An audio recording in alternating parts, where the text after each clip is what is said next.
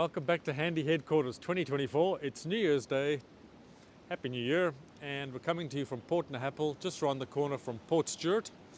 And this is a really lovely little spot. It can be crystal clear for snorkeling during the summer. Although it is a little bit nippy. So you need a decent wetsuit, you need your snorkel and goggles and your fins. But if you don't have a dive belt, you're going to bob like a cork. So I was in that predicament a couple of years ago here. And this episode is going to be about how I solved that. So here we are from Port Nahappel. I'll give you a quick 360 of what this place looks like. And I've got to be careful because I'm standing on a dodgy rock here. So there you go. Port Nahappel. There's actually been a few people out swimming this morning. New Year's resolutions. So water's freezing. I'm not definitely not going in. So you'd like to make your own weight belt, and that was my case a couple of years ago up here in Port Stewart. You need about, well, depending on your body weight, this one's 6 kilos.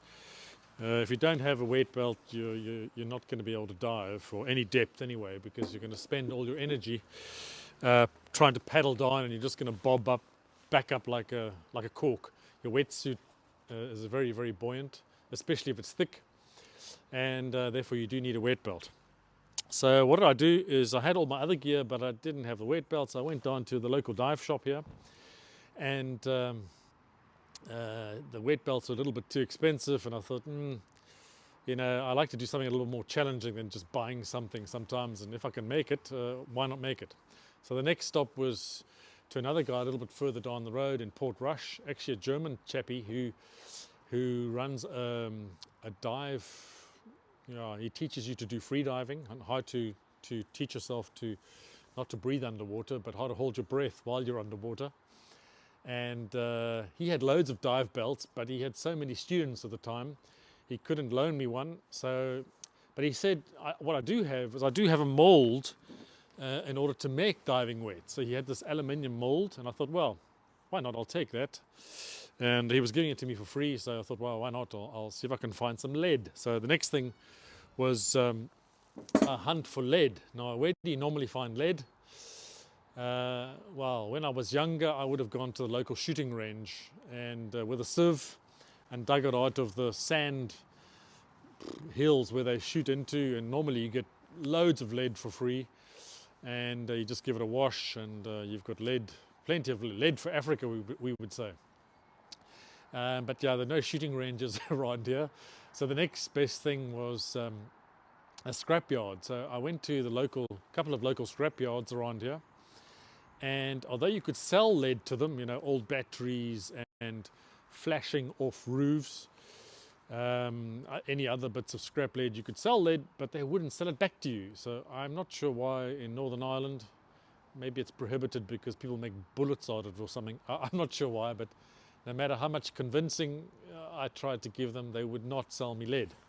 So the next step was I thought I'd get some roof flashing. So I went to a local hardware, and they had pallets of flashing, but it was way too expensive. So I came home, and I was sitting just indoors here on the settee, and I really didn't want to give up. I don't like to be beaten, and I still needed a weight belt.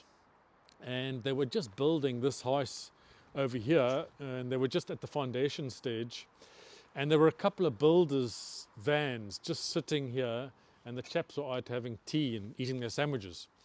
And so I went from sitting on the sofa, I could see them from sitting on the sofa inside. I went out to them and I asked them, you guys wouldn't know where I could get some lead? And the guy says, well, if you ask my boss, he may be able to tell you.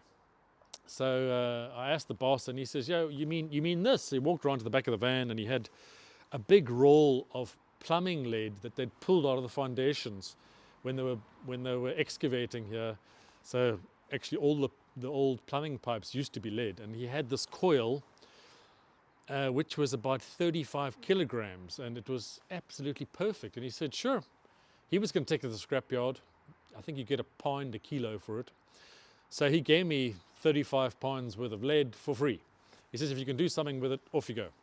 So the next thing was you have to melt the lead. and I didn't have a saw. I didn't want to do it indoors because I guess the fumes are not that good, so I wanted to do it outdoors. And I went down to hardware and I begged and borrowed and got a second-hand new little gas burner which you use for camping, and it was missing one of these legs, so he sold it to me for a $5, which I like, and I made this leg out of a coat hanger. So that was the heat source, and then an old pot. This one wasn't totally old, or it didn't look like this when it started, but it was in my sister-in-law's drawer, and it looked a bit worse for wear. So I thought, well, that'll do. So a pot, and then I got a pair of old cable cutters, and then cut up this old lead pipe into little bits, manageable bits, and started to fill the pot. And I put the whole lot inside a patio heater. Actually, it wasn't being used during the summer, and it acted as a nice chimney to get rid of the fumes. And then the next challenge is the lead is quite dirty. So you in order to get the muck or the slag off the lead while you're melting it, you can either add a bit of actually just matches or ash, some sort of carbon ash, and that brings all the impurities to the top, and then you take a spoon and you scrape it off and throw it to the one side. And another thing that works very well is candle wax. So every now and again just put a bit of candle wax in the lead and then scoop all the muck off the top, and that makes it really like a mirror. So if you don't take the muck out, your lead weights are not going to look good. They're going to have all kinds of impurities sticking out of them. And the next thing is you just pour the hot lead, and of course it gets very heavy and very hot, so you want to make sure you've got something to hold both sides of this. This probably weighed about 5 or well, it must have been actually maybe 6, 7, 8 kilos of lead in here, and then pour it into the mold, wait a few minutes, and then pop them out. And I managed actually out of that bit of plumbing pipe to make 14 lead weights, which was super. And then you can use them straight away. You just put them through a webbing belt or a rubber belt, and you've got your belt. But to make them a little bit nicer, you get this stuff called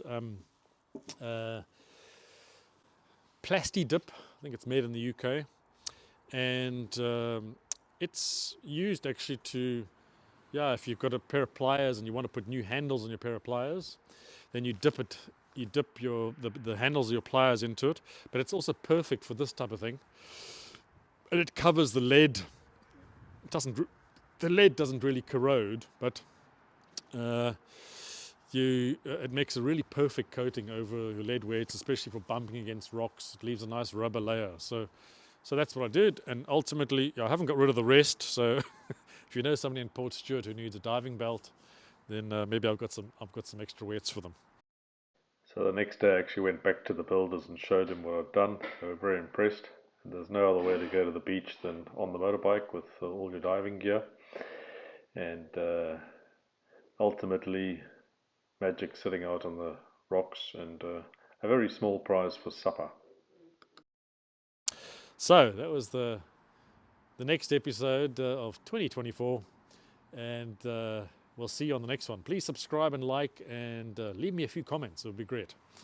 All the best. Cheers.